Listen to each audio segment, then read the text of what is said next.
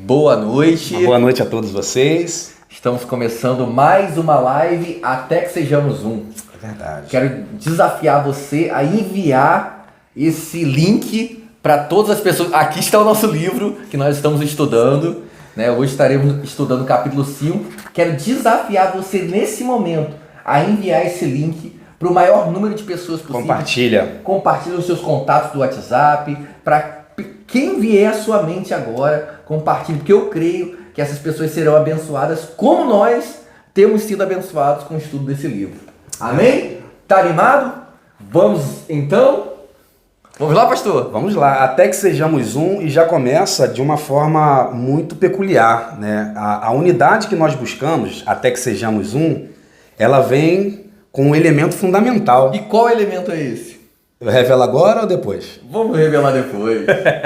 Nós vamos estudar agora o capítulo 5. Exato. Estamos começando o capítulo 5. Estudamos o capítulo 4 na semana passada, você se lembra. E qual foi o assunto que nós falamos na semana passada? Um assunto muito importante. Um assunto extremamente importante. E válido para os dias de hoje. Muito válido para os dias de hoje. Vamos lá, Lina, aqui no capítulo 4. E nós vamos recordar que assunto é esse, que é acerca do arrependimento. Exato. Começa com arrependimento. Né? A unidade começa com arrependimento. A necessidade de compreendermos a condição que nós estamos e que nós precisamos nos humilhar perante o Senhor, nos arrepender dessa condição, porque a unidade é uma vontade de Deus, é uma ordenança de Deus para o seu povo. Se não estamos vivendo a unidade, estamos em pecado. É verdade. E o capítulo 5 ele é tão importante, como nós vamos revelar depois, vamos iniciar lendo um texto da Bíblia. Excelente. Efésios capítulo 4, do versículo 11 ao 16, diz assim: Ele designou alguns para apóstolos, outros para profetas, outros para evangelistas, outros para pastores e mestres. Eles são responsáveis por preparar o povo santo para realizar a sua obra e edificar o corpo de Cristo, até que todos alcancemos a unidade que a fé e o conhecimento do Filho de Deus produzem e amadureçamos, chegando à completa medida da estatura de Cristo. Então não seremos mais imaturos como crianças, nem levados de um lado para o outro, empurrados por qualquer vento de novos ensinamentos, e também não seremos influenciados quando nos tentarem enganar com mentiras astutas. Em vez disso, falaremos a verdade em amor, tornando-nos em todos os aspectos cada vez mais parecidos com Cristo, que é a cabeça. Ele faz que todo o corpo se encaixe perfeitamente, e cada parte, ao cumprir sua função específica, ajuda as demais a crescer, para que todo o corpo se desenvolva e seja saudável em amor. Glória a Deus! O apóstolo Paulo aqui ele dá muitas instruções a respeito do tema, né, do título do capítulo 5 aqui. E é interessante que ele começa falando nesse texto, o apóstolo Paulo, que tudo aquilo que o Senhor disponibilizou para o seu corpo, para a sua igreja, que a gente chama de dons ministeriais, tem um foco, tem um alvo, tem um objetivo, um propósito, que é a edificação do corpo e também, mais o quê? Alcançar a maturidade. Revelou, agora ele revelou, ele não aguentou. Alcançar a maturidade. E interessante que quando ele fala sobre a completa estatura de Cristo, ele fala que nós alcancemos também a unidade, e ele diz assim, ó, e amadureçamos. E no finalzinho ele vai falar que o corpo ele precisa se desenvolver, ele precisa crescer. Então a maturidade ela sempre vai apontar para esticar alguém vai ser esticado. Esse é o objetivo. No processo, Deus vai sempre estar utilizando. A gente pode dizer que aqui tem os 5 ministérios, né? Uma comunidade de fé, para ela se tornar uma comunidade de fé completa, né, pastor Jessé? Ela precisa estar cumprindo, se desenvolvendo nesses 5 pontos, né? A gente fala de tripé, né? Aqui tem que ser pentapé. Pentapé. Tem que ter 5 pés, né, que vão estar desenvolvendo os membros do corpo de Cristo. E eu acredito que o fato de nós termos um desses 5 dons, nos movermos em um desses 5 dons, não nos fazem melhor do que o outro. Muito pelo contrário. Nós devemos entender que por termos um chamado e um propósito, nós temos um serviço a prestar ao Senhor em primeiro lugar, e ao nosso irmão. O meu coração precisa estar convertido ao Senhor e eu preciso também estar convertido ao meu irmão, né? Porque a visão de Deus para a unidade, ela é uma visão complementarista. Assim como o homem e a mulher, eles ajudam, a mulher é uma auxiliadora, ou seja, o homem faz algo e a mulher auxilia na unidade do matrimônio, assim também os membros do corpo, cada ministério, eles são complementares. Então, um não é mais importante que o outro, Exato. Um não é menos importante, eles se complementam, eles auxiliam. É como se fosse, né, o bebê, quando ele nasce, ele toma várias vacinas, né, várias vitaminas. Uma não é mais importante que a outra, mas ele precisa de tudo aquilo dali para ele se desenvolver, crescer bem, crescer saudável. Exatamente. Né? E a completude dessas vacinações vão produzir para o bebê um estágio físico, né? Uma capacidade de suportar talvez um momento de pandêmico, né? Um momento de um vírus, uma gripe que está circulando, e aí a imunidade da criança vai estar preparada para enfrentar. Vocês já estão conseguindo entender, né? Que maturidade é uma capacidade que nós temos de assumir um compromisso com responsabilidade. E é quando nós também nos permitimos ser moldados pela pessoa do Espírito Santo e nós desenvolvemos. Então, para vivermos em unidade, nós precisamos entender que vem com a maturidade, né? Correto. O capítulo 5 ele é muito tremendo. E o escritor ele diz assim: todos no ministério devem ter uma meta comum. Nossa tarefa é ajudar todos os membros do corpo de Cristo a amadurecer. E isso é muito forte, porque quando a gente pensa em ministério, eu acho que eu ouvi isso pela primeira vez do pastor Carlito Paes, que a gente pensa ministério no sentido prático, no Sim. sentido de a gente viver ministério, eu sou mestre, então eu vou ensinar.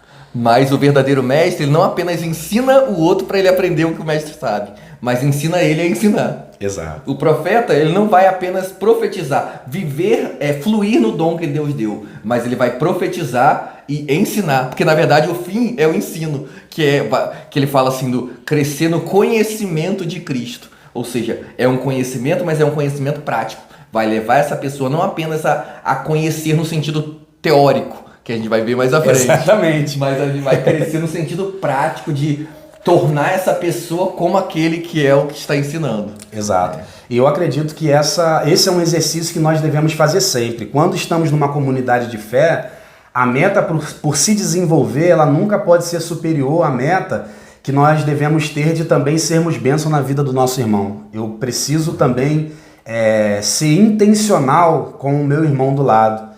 Eu estou desenvolvendo, mas eu quero que o meu irmão do lado também desenvolva. Quem prega o desenvolvimento pessoal alheio ao irmão é o mundo secular, né? É o mundo empresarial. Coaching, né? É o mundo coach. Você tem que se desenvolver para você se destacar ali e o outro que fique para trás. Mas ministerialmente, no corpo de Cristo, nós não podemos nos desenvolver. Um membro não pode crescer e o outro ficar pequeno, porque isso aí não vai dar certo. Exatamente. Vai ser uma aberração, vai ser o Frankenstein, não vai ser um crescimento saudável do corpo de E Cristo. o próximo tópico que nós vamos estar falando aqui, Importantíssimo. ele fala sobre o desvio fatal no caminho da maturidade. E ele fala algum texto bíblico que possa embasar isso? Fala. Em Colossenses, capítulo 1, versículo 28. Eu amo, né? Colossenses Como não eu sou as suspeito a cartas falar. paulinas, né? Eu queria ler aqui Colossenses todo com vocês, mas nós não temos, né, todo esse tempo. É verdade. Colossenses capítulo 1, versículo 28 e 29 diz assim: Portanto, proclamamos a Cristo, advertindo a todos e ensinando a cada um com toda a sabedoria, para apresentá-los maduros em Cristo. Por isso, trabalho e luto com tanto esforço na dependência de seu poder que atua em mim. Olha que palavra tremenda, pastor Gessé. Muito tremendo. Ele se esmera, né, se esforça para que todo o trabalho que ele investe na comunidade de fé. Então a gente já pode fazer uma leitura. Aqui na JET, nós, os pastores, nós temos trabalhado para que você se desenvolva, meu irmão. Se esforçado para que haja um desenvolvimento do corpo. Isso. Não é apenas dos líderes, não dos pastores, de todo o corpo. Cada membro do corpo precisa se desenvolver. Não é um desenvolvimento assim individual, né, mas é coletivo. Exatamente. E precisa culminar. A sociedade à volta, ela precisa também ser de uma certa forma transformada por Sem conta dúvida. dessa maturidade que nós vamos alcançando. E ele está dizendo aqui sobre o desvio fatal. Será que a maturidade, então, o escritor está querendo passar uma ideia pra gente que não é um produto que você vai numa loja e compra maturidade. Me vê 200 gramas de maturidade. Correto. Não tem, né? Na padaria, no açougue. Maturidade é uma caminhada, né? Então é um processo em que nós nos submetemos para que, por intermédio desse processo, cada etapa sendo cumprida, ela vai chegar no fator determinante, né? E ele cita um outro versículo que fala bem sobre isso. Que ele diz assim, ó, 2 Pedro, capítulo de número 1, verso de 5 a 7. Diante de tudo isso, esforcem-se ao máximo para corresponder a essas promessas. Acrescentem à fé a excelência moral. A excelência moral, o conhecimento. Ao conhecimento, o domínio próprio. Ao domínio próprio, a perseverança. A perseverança, a devoção a Deus. A devoção a Deus, a fraternidade. E a fraternidade, ao amor. Ou seja, não tem como... Não é uma dose que resolve o problema. Não é como foi dito, não é algo que você compra na farmácia e tomou um remédio, uma pílula e se tornou maduro, né? Algo precisa ser acrescentado diariamente, constantemente. Uma caminhada de transformação, né? A cada etapa que você, a partir do momento que isso é startado, e eu acredito que é startado através da palavra, né, de Deus. A palavra de Deus, como os versículos que nós estamos lendo aqui, as referências, elas demonstram para nós que a palavra de Deus é esse instrumento que vai nos capacitando para que a cada dia, nessa estrada da transformação e do amadurecimento, a gente se desenvolva. E é preciso crescer, né? Mas há um desvio, pastor Dessel. O autor está falando aqui sobre um desvio. Qual que é o desvio? Esse desvio, ele se dá... Talvez a gente pode também, de repente, dar algum tipo de testemunho pessoal, né? Não sei se você tem... Eu me recordo que no começo da minha caminhada, a gente sempre se prepara para uma oportunidade. Não sei se você também é assim. E eu era alguém que, assim, sou ainda, mas eu era mais. Me cobrava muito para quando a oportunidade chegasse, eu tivesse algo para compartilhar. Só que nesse meio do caminho... já houve momentos que eu me peguei numa oportunidade, momento de confissão de pecado, tá? Vendo que eu estava me preparando e eu estava muito preocupado com a minha performance. Como que ia sair, não de ser melhor que ninguém. Eu acredito que isso não é algo que, se de fato algum momento subiu ao meu coração, rapidamente o Espírito Santo que habita em mim veio para me confrontar. Graças a Deus. Mas em detrimento da performance, eu acredito que é um dos pecados que eu preciso confessar, de ter uma boa performance. Eu cobrando a mim mesmo, né? Para ter uma boa performance, quando na realidade a gente precisa entender que a relação que a gente constrói com a palavra de Deus e com Deus é muito superior ao fato de nós irmos bem na pregação de domingo. Exatamente. A gente precisa crer que Deus quer que a comunidade toda vá bem na segunda, na terça, na quarta, melhor do que a gente ir bem, né, num sermão ou numa oportunidade. Você tem alguma coisa a compartilhar? Sim. Esse foi o meu desvio, né?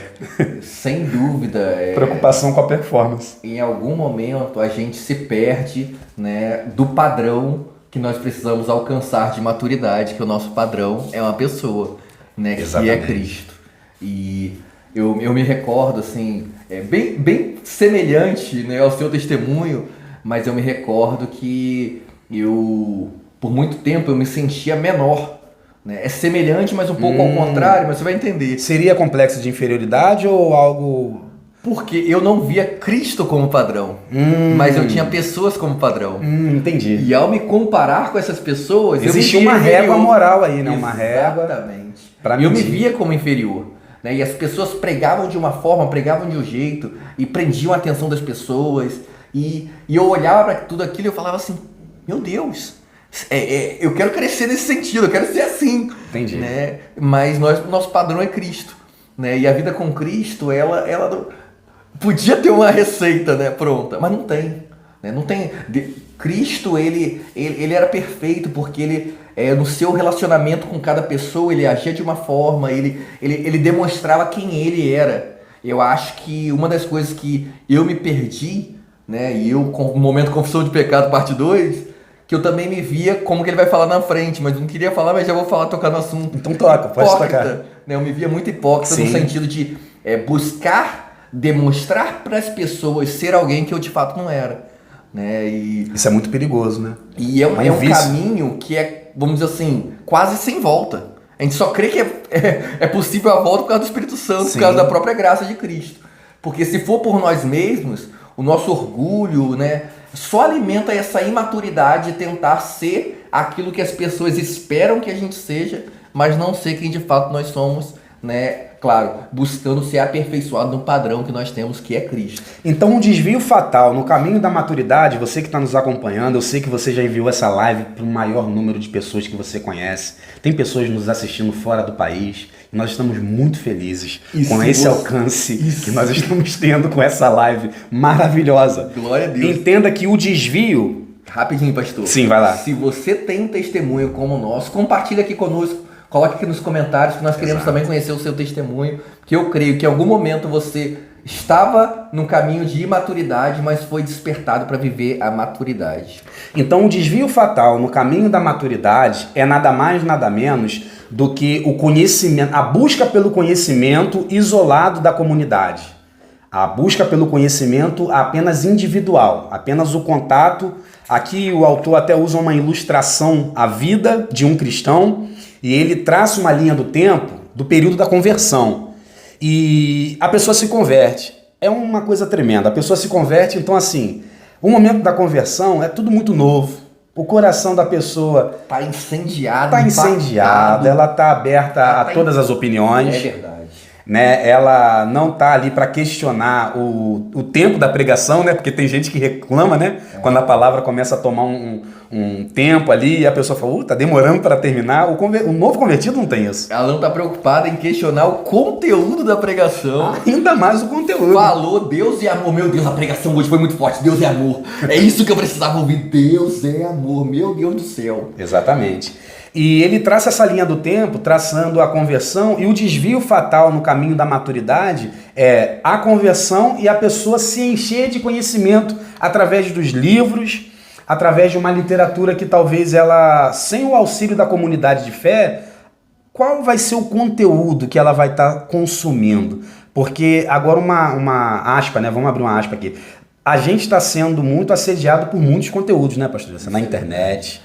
Hoje o que mais tem são os teólogos da internet, né? A gente está tendo, assim, seminário, imersão de muitas coisas, né? As pessoas, não, vamos fazer um momento aqui onde nós vamos nos aprofundar. Pessoas estão se levantando para ensinar sem antes sentar para aprender. E eu acredito que esse tem sido um dos fatores que tem esfriado.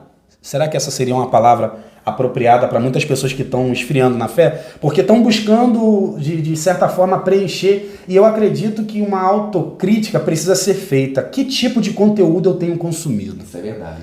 Que tipo de ensino hoje tem me atraído? Qual tem sido a minha inclinação? Né? Porque é interessante que o novo convertido ele tem essa sede pelo conhecimento, essa sede por, né, conhecer mais de Deus, conhecer mais da palavra, se envolver mais naquilo que ele tem sido ministrado, mas a gente sabe que assim como qualquer tipo de bebida, né, quando você está com sede, não importa apenas o que você consumir um líquido, mas que tipo de líquido você está consumindo. Será que de fato aquilo está matando a sede? Será que de fato aquilo está sendo saudável para você? Exatamente. Ou será que aquilo está fazendo mais mal? Está gerando uma sede que não é saciada, na verdade, ela pode causar outros transtornos para você. E falando bem claramente, muitas vezes quando a gente não consulta a fonte daquilo que a gente está, o ensino que a gente está recebendo, a gente só se alimenta. E hoje, como foi dito, nós temos muita gente, né, com muito conteúdo, disseminando conteúdo na produzindo internet. E o que eu acho mais chocante, que é o que prende muitas dessas pessoas que às vezes não têm uma fundamentação bíblica, né, um embasamento bíblico, que ainda são novos na fé, às vezes são neófitos, né, não têm um conhecimento mais apurado, não tem como discernir, eles se pegam em conhecimentos daquilo que é atrativo e chama atenção. Isso. Então, existe uma ilustração muito boa. O que está gerando engajamento? Vamos falar sobre isso. Uma frase, né? E em cima disso, eu vi essa semana uma pessoa que está recebendo assim, algumas críticas na internet, porque é uma jovem, muito jovem ainda, e ela prega a palavra mas ela não tem um estudo teológico, Sim. né? E a gente crê que Deus pode usar essas pessoas, né? Apesar do estudo... Usou assim, Pedro, né, lá na igreja em Atos, né? Era mas iletrado. hoje, por não ter talvez esse embasamento, se pega muito em aplicações e, por exemplo, fez uma pregação há pouco tempo falando mais de Neymar do que da palavra de Deus. Não, que Neymar na seleção, sem Neymar, com Neymar, tem gente que vai querer te derrubar, vai querer te machucar, mas você sabe a importância que você tem, né? Para Deus você não é qualquer um, você é camisa 10. Uma mensagem triunfalista seria? Triunfalista, exatamente, não bíblica. E muitas vezes são esses tipos de ensinamentos que não vamos dizer heréticos, mas que não têm uma fundamentação bíblica coerente, né? Saudável, que muitas pessoas se pegam, se aprofundam e se prendem nesse conhecimento. E o propósito aqui, a vida de um cristão, a conversão, e quando ele se vê por entendido na conversão, ele se desvia para o caminho da busca pelo conhecimento individual. Esse é um erro Terrível. que é um desvio, né, fatal no caminho da maturidade. O próximo tópico fala sobre sinais de alerta. Né? Um dos sinais mais visíveis de que a pessoa está seguindo na direção errada é a ausência de graça. Muito forte. E aí tem um texto, né, da Bíblia, É sensacional esse texto. em 2 Pedro, né, a segunda carta de Pedro, capítulo 3, versículo 18, diz assim: antes cresçam No conhecimento, ele fala primeiro do conhecimento, né? Aqui ele tá aqui, ó.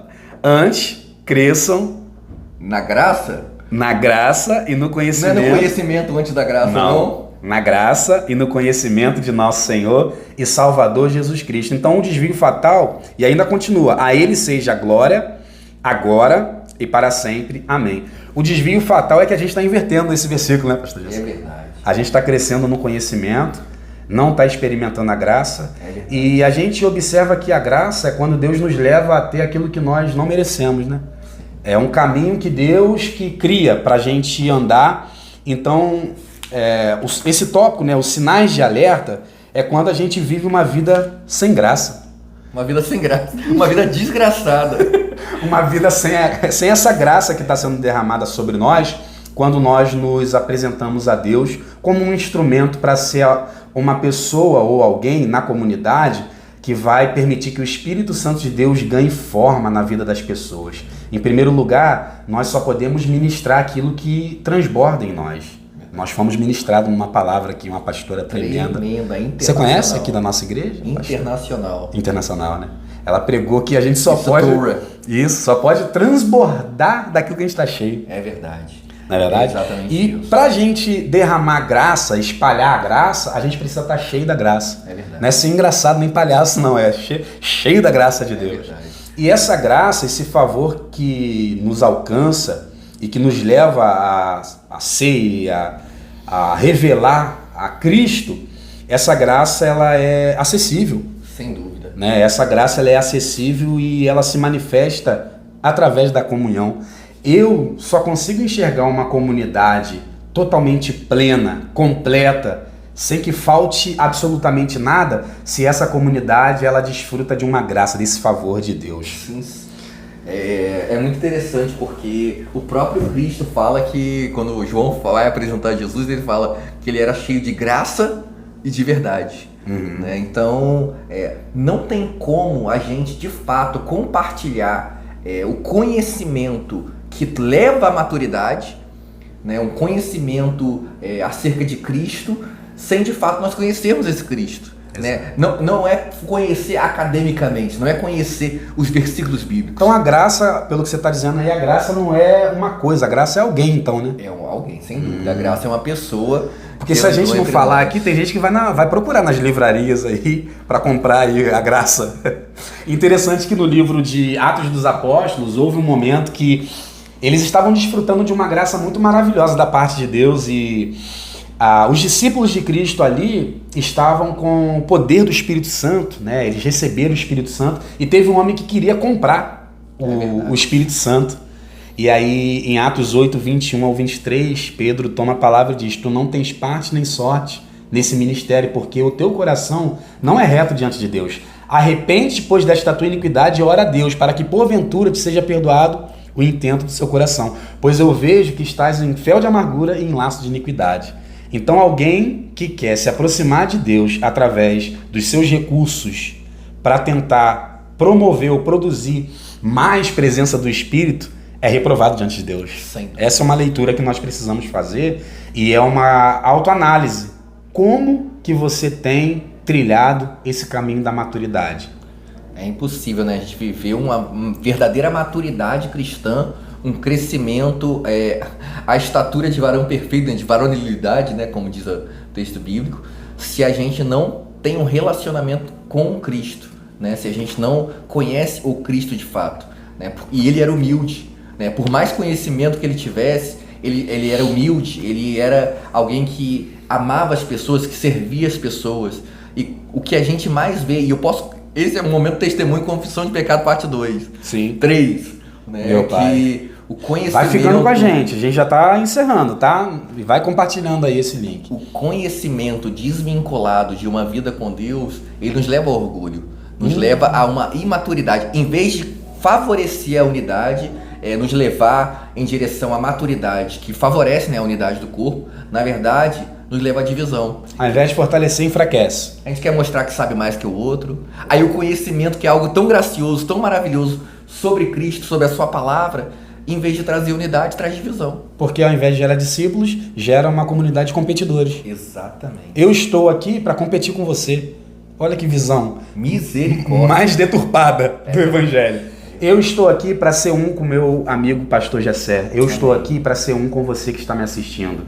O próximo tópico fala sobre uma outra barreira. Primeiro, nós precisamos ver os sinais de alerta. A gente ter o conhecimento sem experimentar dessa graça maravilhosa vai nos levar para um caminho de divisão. Mas há uma outra barreira. Outro motivo pelo qual temos falhado em conduzir os cristãos à maturidade é a nossa obsessão com números. Misericórdia. É números da Bíblia, ali de depois no Pentateuco, Não é o ou livro, números em não expressão é o de livro. pessoas. Não é o número no sentido de livro Mas da o Bíblia. autor ele pegou pesado, ele falou obsessão pelos números. A numerologia. Numerologia, né? Numerolatria, né? Numerolatria. Imagina, irmãos, uma comunidade de fé preocupada com a quantidade de pessoas que vão entrar, né, ali para estar somando ali no ministério. Eu acredito que melhor do que a quantidade é a qualidade com que nós estamos sendo igreja, sendo corpo. Porque a partir do momento que eu me preocupo com o número, eu deixo de olhar para a pessoa como alguém que possui uma identidade, né? Como alguém que tem uma história, que tem todo um processo, um trabalho precisa ser feito para construir uma comunidade. Bem utilitário, se torna uma visão muito utilitarista das pessoas, né? Uma visão fordista, né? O que as pessoas podem produzir, né? Porque elas, sendo um número, então elas mais alguém a contribuir, mais alguém a fazer. É mercadológico, né? Mercadológico. E eu acredito aí fica a visão igual de mercado de trabalho mesmo, porque uma pessoa ela tem valor enquanto ela pode produzir do seu trabalho. E se ela não produz? Aí ela é encostada pro auxílio-doença, aí ela até reduz o salário dela. Porque aí por invalidez? Pode se aposentar até por invalidez, receber um salário mínimo. Imagina, numa comunidade de fé, venham por meio deste compartilhar com os irmãos que o membro fulano de tal se tornou inválido. Se tornou inválido pro corpo de Cristo. É um perigo que nós, assim, irmãos, com todo temor, né? A gente fala sobre isso, mas é uma reflexão que nós precisamos fazer a respeito. Talvez você não foi comunicar que alguém aposentou por invalidez no seu ministério, mas tem alguém que já há muito tempo não vem caminhando com você no ministério, talvez por alguma dificuldade que passou, alguém que perdeu da sua família, e essa perda gerou um trauma tão grande que ela não consegue mais se mover e você já descartou essa pessoa do seu coração, não visitou. Ainda dá tempo. Esse livro é um desafio, né? Exatamente. Até sermos um. Ninguém vai ficar para trás. Amém. Até o último homem. Amém, até o último homem. Exatamente. E essa barreira, ela é muito assim perigosa, porque ela nos faz deturpar, né, aquilo que Cristo espera de nós. Né? Nós como corpo, nós somos o corpo de Cristo. Aquilo que Cristo vem buscar a sua noiva, né? Vem buscar, vamos dizer assim, uma pessoa, né, um corpo. Não vem buscar membro, não vem buscar um número, não vem buscar uma parte, né? Vem buscar pessoas. E muitas vezes, eu lembro muito de uma frase que você diz que o que prende a ovelha no O boi no pasto não é a quantidade de cerca, mas é a qualidade da é a grama. qualidade da grama. E muitas vezes nós estamos oferecendo uma grama, não a que vai ser mais saudável, mas aquela que a gente quer prender o burro na cerca, o boi na cerca. Sim. Né? Muitas vezes a gente negocia a verdade, cria aquilo que a gente É a chama famosa de grama sintética, né? Aquela toda trabalhada já com um propósito. igreja de programas, Mas para não que é orgânico. atraia as pessoas, para que as pessoas se sintam bem. Muitas vezes a gente quer que a igreja seja um lugar onde as pessoas se sintam bem, quando na verdade é exatamente o que o capítulo anterior fala, é para elas serem desafiadas a se arrepender dos seus pecados. E não necessariamente elas vão se sentir bem com isso. Né? O arrependimento é um caminho bem doloroso. A pessoa, eu acredito que você que está me assistindo não se sente bem sentindo dor, né? E o caminho do arrependimento começa pela dor. Você precisa sentir uma dor profunda por estar pecando contra Deus. Então, o próximo tópico, e interessante, já caminhando para o final, pastor Gessé, fala muito do amor. E ele diz assim: amor é para bebês. É muito forte. Amor é para bebês. Eu queria que você lesse o texto lá em 1 Tessalonicenses Sim. 3, de 11 a 13.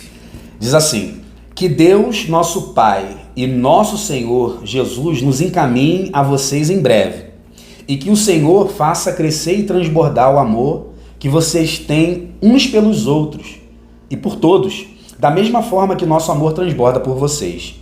E como resultado, que Deus, nosso Pai, torne seu coração forte, irrepreensível e santo diante dele, quando nosso Senhor Jesus voltar com todo o seu povo santo. E você consegue ler para mim 1 Tessalonicenses 4, 9 e 10? Sim. Diz assim: não precisamos lhes escrever sobre a importância do amor fraternal, pois o próprio Deus os ensinou a amarem uns aos outros. De fato, vocês já demonstram amor por todos os irmãos em toda a Macedônia. Ainda assim, irmãos, pedimos que os amem ainda mais. E eu queria que você lesse por último 2 Tessalonicenses 1, verso 3. Diz assim: irmãos, não podemos deixar de dar graças a Deus por vocês, pois sua fé tem se desenvolvido cada vez mais e seu amor uns pelos outros tem crescido.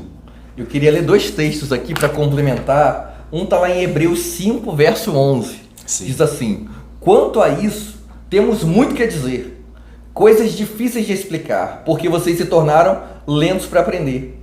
Embora a esta altura já devessem ser mestres, precisam de alguém que ensine a vocês novamente os princípios elementares da palavra de Deus. Estão precisando de leite, não de alimento sólido. Quem se alimenta de leite ainda é criança e não tem experiência no ensino da justiça. Mas o alimento sólido é para os adultos, é para os maduros, os quais, pelo exercício constante, tornaram-se aptos para discernir tanto bem quanto mal. E tem um outro versículo que está lá em 1 Coríntios. Sim. Não sei se você conhece esse versículo. Capítulo de número 13. Verso de número... Capítulo do amor? Capítulo do amor. Que diz assim. Verso 8. O amor nunca perece, mas as profecias desaparecerão. As línguas cessarão. O conhecimento passará. E ele diz: quando eu era menino, falava como menino, pensava como menino, raciocinava como menino. Quando me tornei homem, deixei para trás as coisas de menino. Eu te pergunto, pastor Fabriciano, o amor é para bebês ou o amor é para gente madura? A gente observa que esse texto ele traz uma reflexão muito grande, né? Ele diz que, analisando que a profecia vai passar, o conhecimento vai passar e a única coisa que vai permanecer de fato é o amor, né? É essa dádiva que é uma... Na verdade, o amor não é só um sentimento. Exatamente. Eu acredito que para responder essa pergunta que você me fez, a gente precisa olhar para a estrutura da fé que nós devotamos em Deus e entender que o amor é alguém. Assim como a gente falou que a graça é alguém, o amor também é alguém. Exatamente. Existe alguém que emana, né, desse amor, que é a fonte primária desse amor. O escritor está dizendo aqui que amor é para bebês, mas eu acredito que o amor ele precisa ser derramado em cada vida. Cada vida precisa ter uma experiência com o amor. Toda vida, toda ele faz uma independente, né? é uma provocação. Ele está dizendo aqui, eu entendi a proposta do escritor, ele está dizendo que o momento do bilu bilu teteia, né, é para bebês. Ele está dizendo que esse gesto de ficar sempre ali, né, massageando a pessoa ali, buscando sempre desenvolver ela naquele cantinho ali do, olha que bochechinha rosinha. Vai chegar um momento, irmãos, que não vai ter, olha que bochechinha rosinha, não. Vai ser um deserto, vai ter o vale, né? A estrada da maturidade tem montanhas, tem vales. Quando tá na montanha, dá uma respirada, que o ar vai ser puro, vai ser rarefeito. Mas tem momento que é no vale, irmão. Vai ter vale. E a gente precisa entender que tudo isso é para nossa preparação. Sim. É para produzir em nós uma capacidade para suportar o peso da perseguição dos últimos dias. Porque a igreja está na terra hoje com o propósito de que a degradação da terra não seja rápida, né? A gente está retardando essa degradação. Vós sois sal da terra. Exatamente, o sal, ele além de temperar, além de dar gosto, ele conserva, né? E preserva, ele retarda o processo de degradação. Então, assim, nós como sal da terra precisamos entender o nosso propósito. E quando ele diz que o amor é para bebês, é porque muitas vezes nós pensamos, as pessoas pensam, né, que falar de amor é para quem... Eu quero falar de alimentos, eu quero teologia boa, teologia profunda. Amor é uma coisa muito superficial, mas quando a gente olha para quem Deus é, e a Bíblia diz que Deus é amor, João diz que Deus é amor.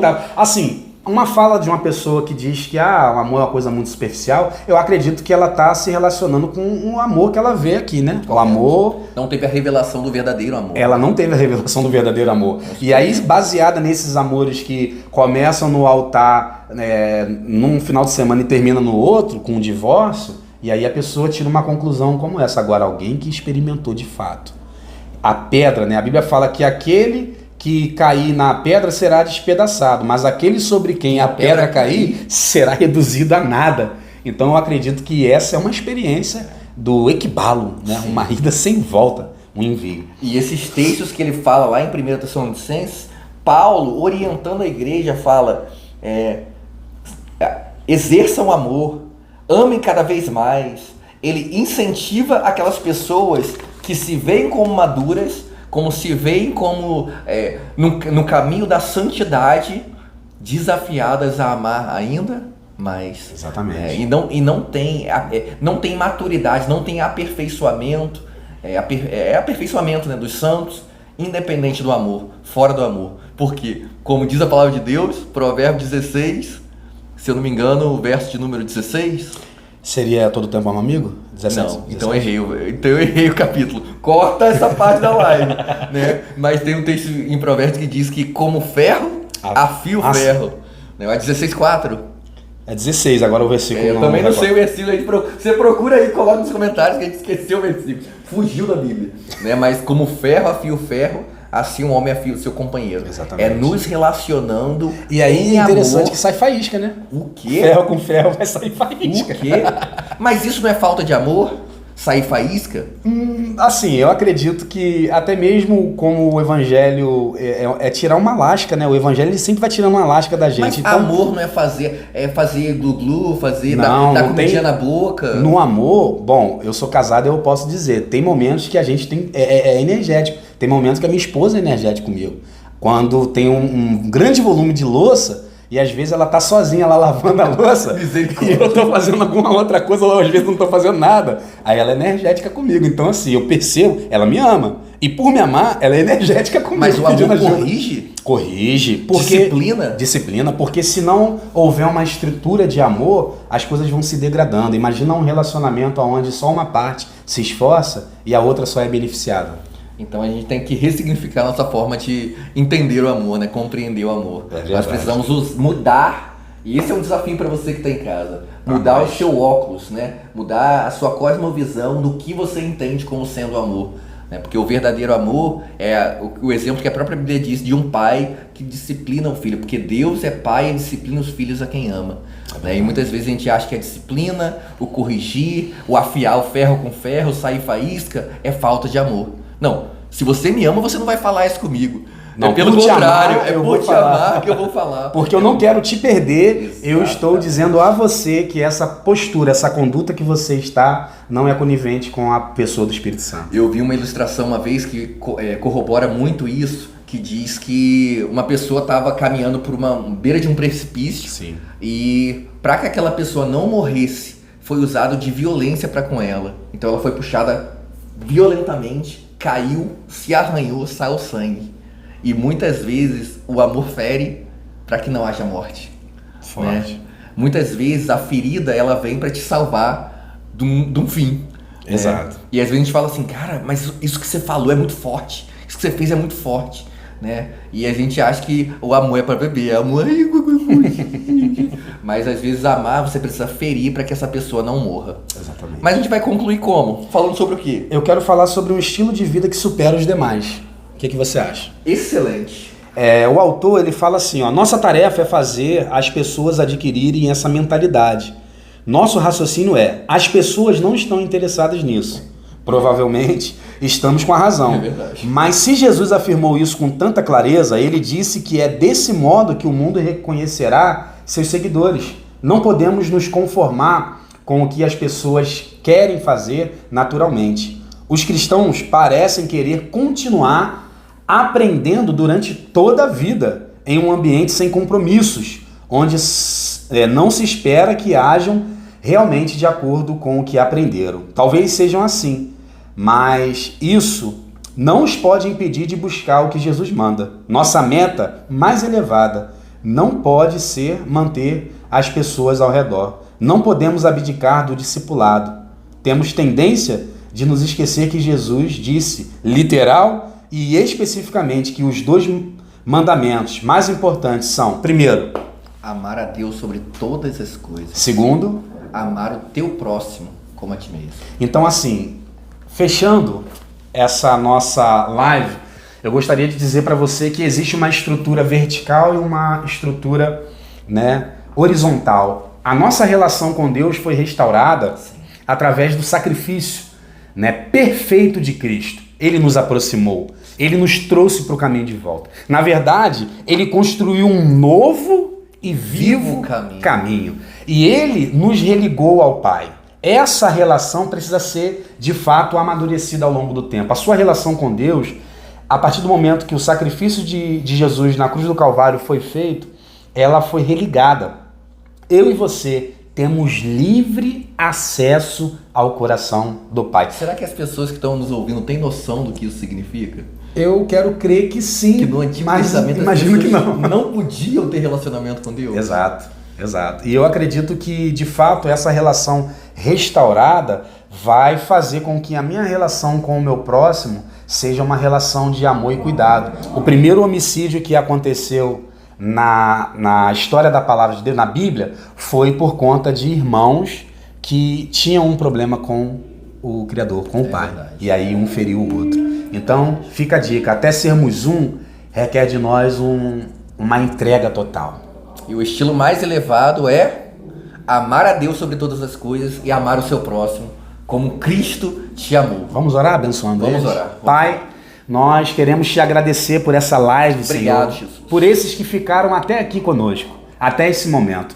Eu quero, ó Pai, pedir que o Senhor traga maturidade Sim, Deus. sobre cada um deles. Nós cremos. Que eles sejam esticados, ó Pai. Sim, Senhor. Que eles cresçam, se desenvolvam e na sua comunidade de fé, que eles também estimulem os outros também a crescer. Que o teu corpo se desenvolva. Sim, Jesus. Para que o corpo de Cristo seja um corpo saudável, levando em consideração que não existe igreja perfeita, Sim, Jesus. mas existe igreja saudável. É e nós verdade. queremos, ó Pai, nos tornar um lugar da tua habitação. Nós queremos nos tornar esse Sim, lugar aonde o Senhor venha e traga completa transformação até sermos Pai. Essa é a nossa oração e nós pedimos, ó Pai, que esses que ficaram conosco até esse momento, na semana que vem, convide outras pessoas para estarem conosco nessa live. Essa é a nossa oração em nome de Jesus. Amém. Amém. Deus te abençoe, meu querido, minha querida, e fiquem na paz e Amém. até semana que vem. Até que sejamos Um.